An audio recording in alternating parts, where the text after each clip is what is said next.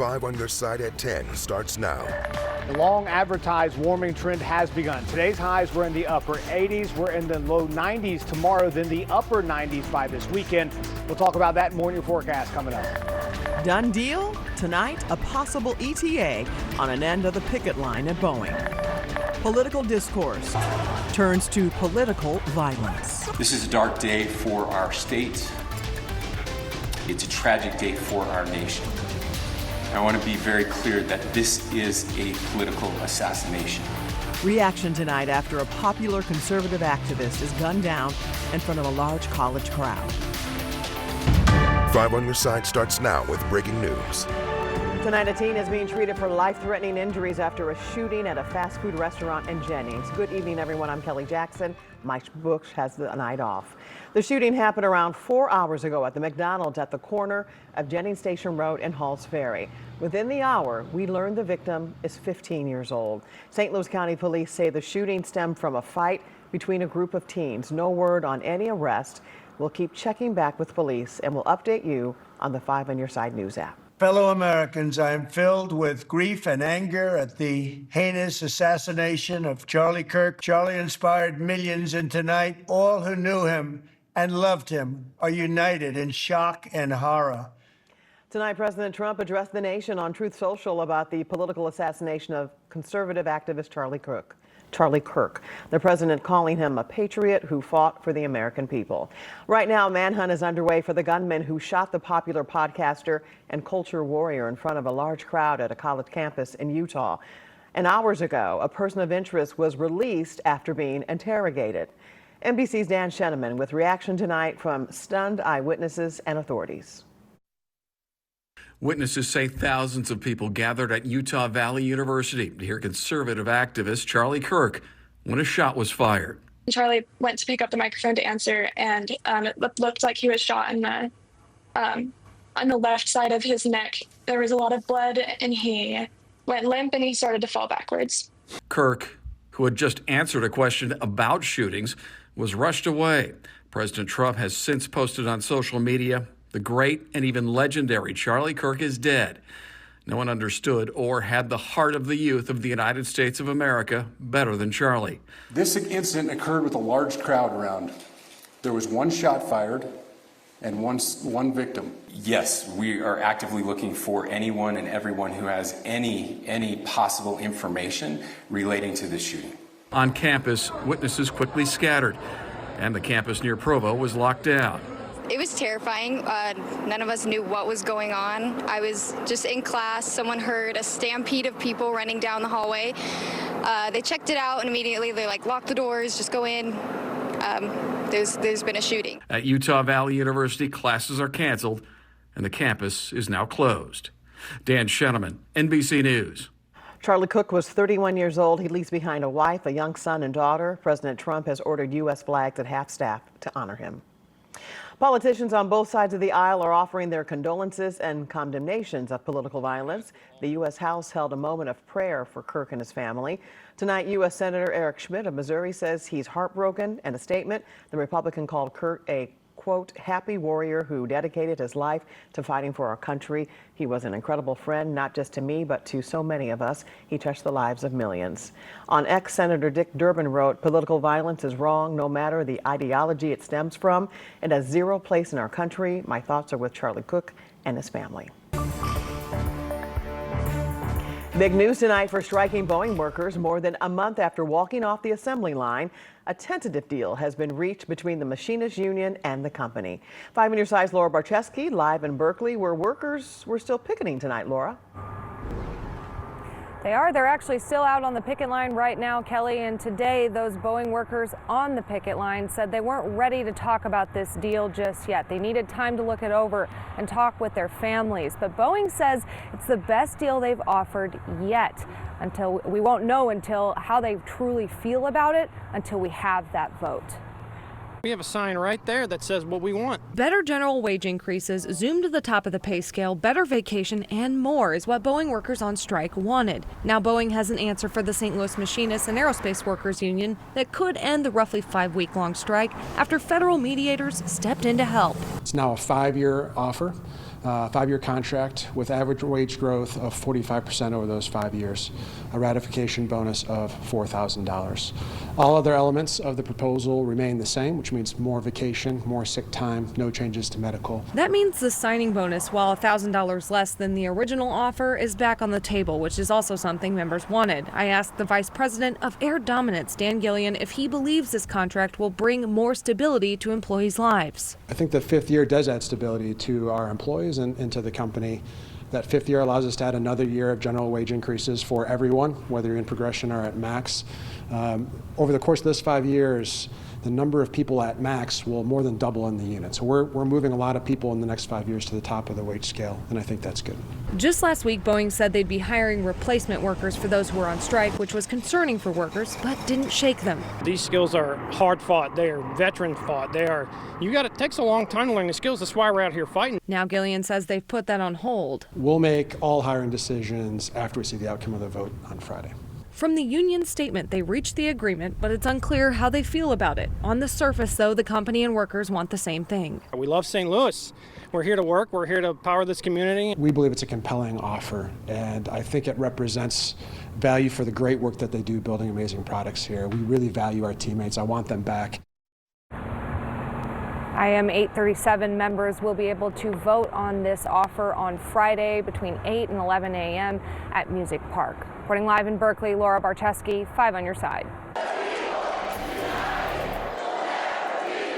Protests today inside and outside the state capitol in Jefferson City, just one day after Missouri House passed a bill to redraw the state's congressional map.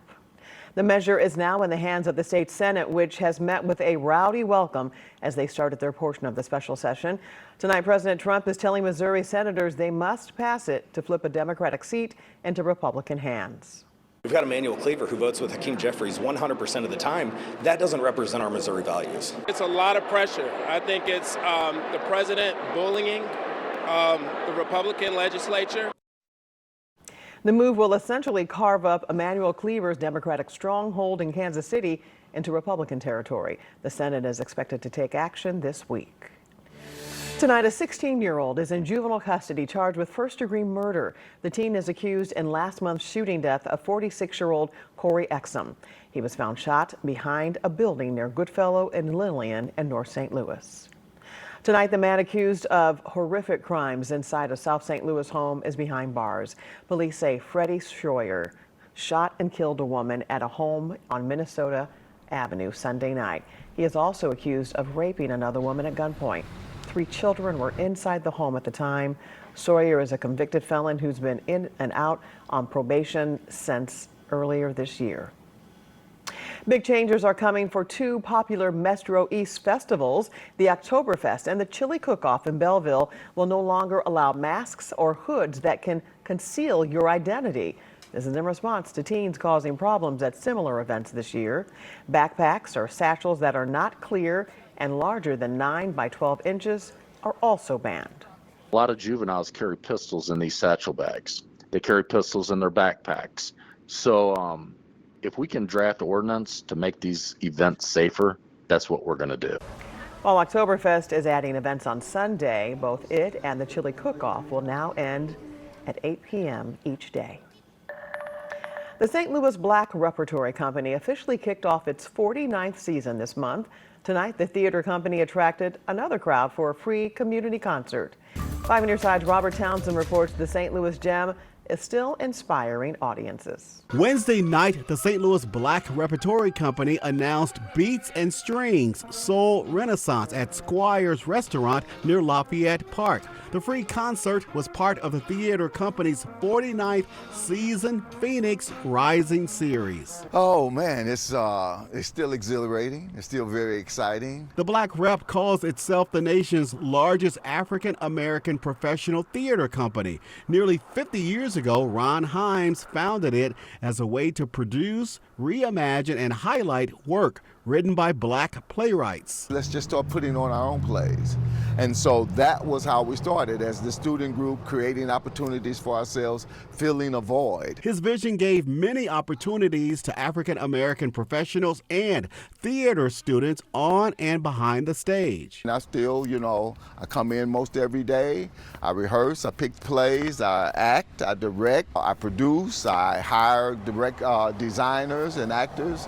I fundraise. The event tonight is a fundraising event. In 1976, while an undergrad at Washington University, the St. Louis native created the Phoenix Theater Troupe, which later became known nationwide as the St. Louis Black Repertory Company. Talk to theater lovers here in St. Louis, and they will definitely tell you there are a variety of reasons why they have loved the Black Rep for many years. Oh, I love the Black Rep because it's a cultural gem in St. Louis. It's one of those places where you can see beautiful theater that really rocks the soul. They're so professional. It's so many times I'm sitting there and I said, they need to be on Broadway. A St. Louis jewel, still entertaining, educating, and making a difference on stages near and far. Until I can't. Robert Townsend, 5 on your side.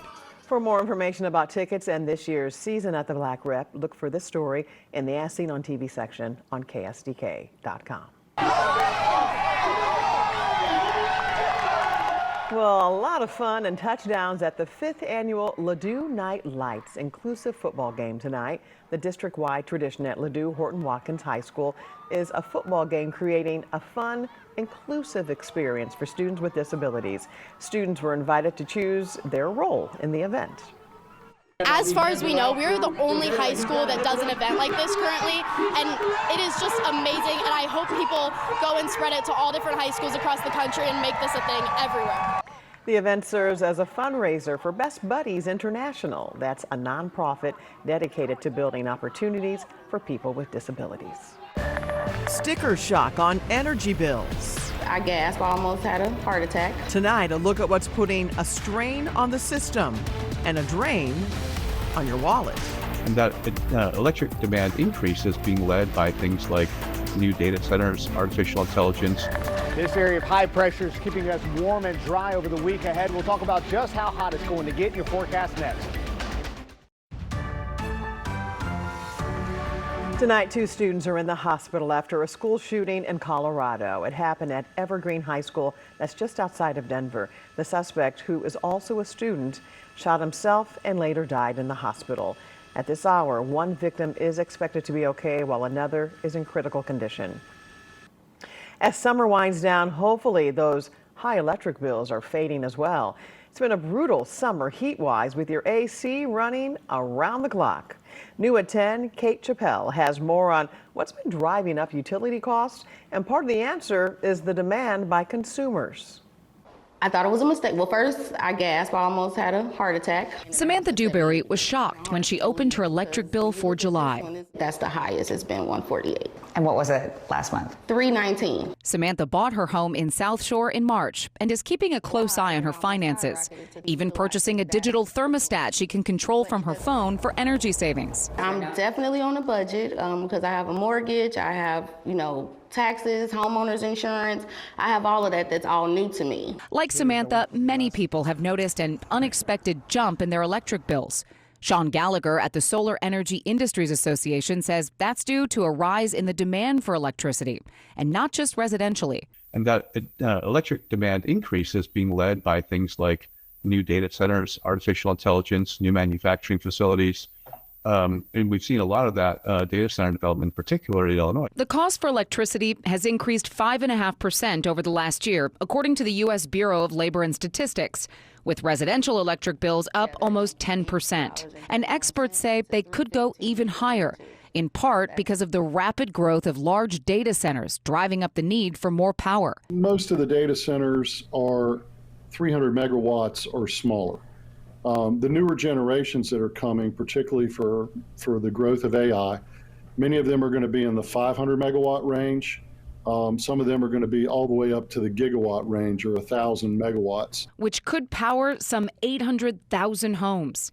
David Porter is the Vice President of Electrification and Sustainable Energy Strategy at the Electric Power Research Institute, or EPRI. A recent study from the nonprofit found data centers could consume up to 9% of U.S. electricity generation by 2030, more than double the amount used right now. EPRI says AI queries require 10 times the electricity of traditional internet searches. And some regions are more affected than others. The highest growth area for data centers over the last 10 years was Northern Virginia.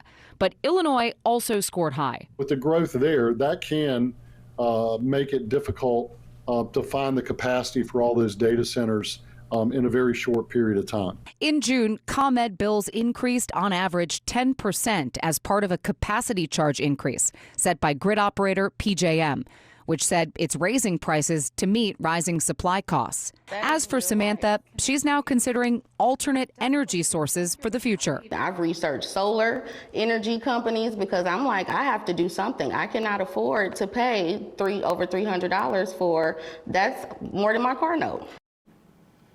And that was Kate Chappelle. Researchers say there is some good news out of all of this. Even though energy prices are going up now, they expect overall energy expenses to decrease up to 42%. That's by 2050, as more people use less gas and move toward electric vehicles and appliances. Meteorologist Lance Blocker is here with the weather impact forecast. I know you're just going to get right to the heat. Yeah, we're not going to bury the lead. It's No. going to get hot. Unfortunately, summer's making a quick return. It's going to be around for a little while here, too.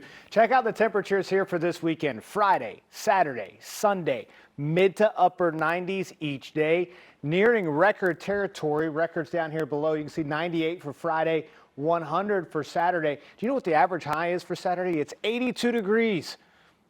Not what we want. The 16 degrees above average as we move in to this weekend. This is what we can enjoy. Let's just enjoy the nice, beautiful picture here from Carol. Thank you very much for sending that in. That was from last night, a beautiful sunset. It was a nice sunset here this evening as well, but temperatures like we've been talking about are not going to be so nice as we move into tomorrow afternoon. Highs in the low 90s, 88 degrees by 2 o'clock. We're hitting 91 right around 3 or 4 o'clock tomorrow afternoon. Mostly sunny skies for us here as well. As we move through the next few days, 91 isn't so bad. When you look ahead to Friday, again, mid to upper 90s, that sticks around as we move on into the end of the weekend, into next week as well.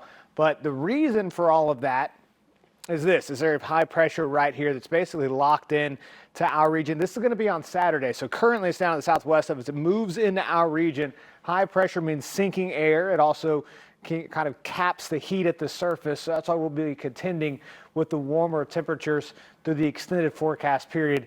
But we have some good news, because when that high pressure begins to erode and push out of our region and weaken, that's when storm systems will be able to move back into the area. This is what we call the 8 to 14 day outlook. It's a forecast by the Weather Prediction Center. And you can see this is through the 24th. This is likely more rainfall than average closer to the 24th, because we're going to be locked in on that high pressure for a little while in the short term. So we are not going to stay dry forever, but unfortunately that's going to take a while to get here. Warmer than average temperatures, though, they're going to stick around all the way through the extended forecast period. And the average high through this period, again through the third week of September, is back in the upper 70s to lower 80s across the region. We'll be in the mid to upper 80s at times during that stretch. And unfortunately, again, we're going to stay dry. Current conditions showing for the drought outlook, we're all under at least abnormally dry conditions to a moderate drought. That's from the Climate Prediction Center there. So again, over the next few days, tomorrow 91 degrees. If you got any yard work to do, might as well go ahead and get it done tomorrow. Again, we warm up, temperatures topping out into the upper 90s as we reach in to the middle part of the week. I mentioned the chance that we could see the rain back in the forecast of the extended forecast. It's just not showing up in the short term quite yet. It looks so slim. Yeah, we need it when it does get back. Really we need more. Yep. All right. Thanks, Lance. Frank? He's here with sports. All right, Kelly, we have a good one for you tonight. The Missouri athletic director will show you one of the best football players in town, and we'll take a look at a coach who's won 13 state titles. We'll be right back.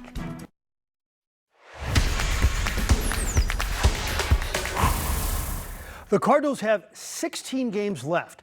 They began the night 4.5 games out of the final wild card playoff spot. To make it, they likely will have to win 14 of the 16. It starts tonight in the series finale against the Mariners. We have learned virtually nothing about the 2025 St. Louis Cardinals except this man, Ivan Herrera, can hit, really hit. That's 411 feet, and the Cardinals led it 1-0 in the first. Defensive play of the game, how about Nathan Church in the first? Look at this stab in center. Right now, it's 1-1 in the 6th inning. The Mizzou athletic director, Laird Veach, was eating some good toasted Rev at Lombardo's at the airport today. He was the featured speaker at their football chapter luncheon. We talk football with Laird at 5, but I also asked him about his basketball coach, Dennis Gates, having the top recruiting class in America. He is a unique, special talent person. The way he interacts and connects with young people, they know they're going to be at a place where they are embraced and they're provided the resources and support, but they also believe he's going to be somebody that not only can get them to the next level with the type of coaching he provides, the type of play he provides, but also he's going to really look after them the right way. And I think that really resonates with those top-level recruits. Mizzou quarterback Sam Horn has undergone surgery for a fractured tibia this morning. He's out for the season. Horn was injured on his first and only play of the season in Mizzou's opener against Central Arkansas. Horn has also signed a Major League Baseball contract. His next stop will be with the LA Dodgers. Nick McClellan's next stop will be playing safety for the Kansas State Wildcats next year. But for now, he's playing quarterback for the CBC Cadets, and quite well. 455 passing yards and 4 touchdowns in 2 games. He's a dual threat, and Nick is one of the best players in town. I feel like I have big goals for myself, and I don't want to let myself down and let my family down, stuff like that. So I just love to succeed in everything I do. I try my hardest in everything I do. I give my best effort in everything I do. I want to live to what I know I can be. You look at his skill set, you understand that the playbook's wide open. Anytime you can add a +1 in the run game with Nick being a possible runner or thrower, it really creates a little bit of havoc on the defense and a little bit more they have to prepare for. Confession: love high school coaches, men and women who dedicate their lives in helping kids, and often not for a lot of money. St. Joseph's Academy has one of those special coaches who's in the stretch run of a storied career. Smart shot. He speaks softly and carries a big whistle. He does not get mad. It's all positive encouragement, which I think is just amazing as a coach. He's definitely had so much experience. At 2, Westbrook and Tiling at 3. Yes, Doug Smith has plenty of experience as the head coach at St. Joseph's Academy. Anything special you guys need to know? 28 years, and it's been a labor of love seeing young tennis players grow. Not only the progress that they made during their 4 years, but also the friendships that have developed from that. I mean, I'm still in contact with players that I had 20 years ago. We stay in touch. People often want to relive the good old days, and Coach Smith has provided plenty of those. How about 13 state titles, the most in the history of Missouri? And in his final year, a 14th title would be fitting. I was actually looking to retire then, and for the exact same reason, like you said, bookend. Won my first year, win my last year. I just couldn't leave this group here because I had 10 out of the 12 starters are seniors. Well, it's my last one, Doug's last one as well. I think it'd be so meaningful, so just amazing to the whole legacy of St. Joe tennis. He's 81 years old. He's in 5 Halls of Fame. But the most important thing is how he wants his players to think of him. I would hope that they would say, I trusted him to give us the best advice he could. He's something else. And his demeanor with the kids. I said, Coach, we're going to put a wireless mic on you. Need you to really get into it. He goes, no, I don't yell. Well, let's bookend those state titles. He needs one for this final year. Absolutely. Okay. Well, it's the hottest ticket on ice. Your shot to see Olympic hopefuls go for gold. And the latest episode of And There You Have It dropped tonight on 5+. Mike Bush sits down with today's St. Louis anchor, Michelle Lee. You can watch for free on your Roku, Apple Fire, Samsung, or LG TV. The road to the Winter Olympics in Milan is coming through St. Louis, and tickets are now on sale for the U.S. Figure Skating Championships at Enterprise Center. It is the final qualifying event for the U.S. Olympic figure skating team. And we have a link to buy tickets in the As Seen on TV section on KSDK.com. The competition runs from January 7th through the 11th. And by the way, the Winter Games start February 6th. Both will air right here on 5 on Your Side. Spooky season is upon us, which means the return of Fright Fest at Six Flags St. Louis. Tonight, the theme park in Eureka held a preview event of this year's spine-tingling thrills. For the youngsters and scaredy cats, you are suggested to visit during the daytime for Boo Fest, but you can still come out at night. We do have people that, while they don't really like to be scared, they want to just stay and see the ambiance at night. So we do sell Boo necklaces. When you wear your Boo necklace, it tells our freaks not to scare you. Fright Fest starts this Saturday and runs on selected nights through November 2nd. Quick little weather. Hot. It's going to be all hot. You need to know. That's right. Okay. Thanks so much for joining us at 10. We are always streaming on 5+. Be sure to start your day with Today in St. Louis, and that starts at 5 a.m. Have a great tomorrow.